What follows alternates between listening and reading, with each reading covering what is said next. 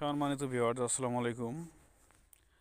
আপনারা ভিডিওতে দেখতেছেন যে শাকের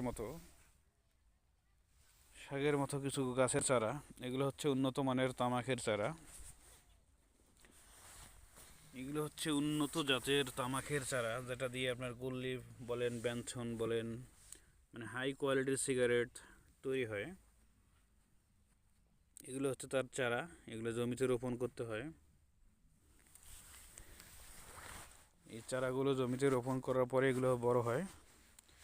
সেগুলো আবার কেটে রোদে শুকানোর পরেই বিক্রি করার উপযোগী হয়। সেগুলো আবার পাইকার মারুফতে কিনে নিয়ে গিয়ে কোম্পানিকে দেওয়া হয় এবং কোম্পানি প্রক্রিয়াজাতকরণ করে সিগারেটে রূপান্তর করে বাজারে প্যাকেটজাত করে বিক্রি করেন। এখান থেকে চারাগুলো তুলে এই জায়গা থেকে চারাগুলো তুলে এরকমভাবে লাগানো হয় জমিতে।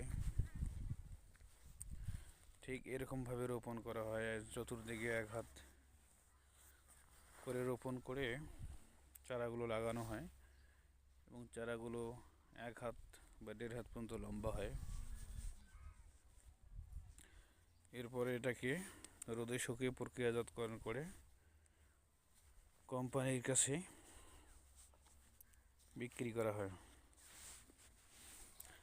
তো যারা জানেন না যে তামাকটা কীভাবে চাষাবাদ করা হয়, আমি সামান্য একটু ধারণা দিলাম যে তামাক কীভাবে চাষাবাদ করে,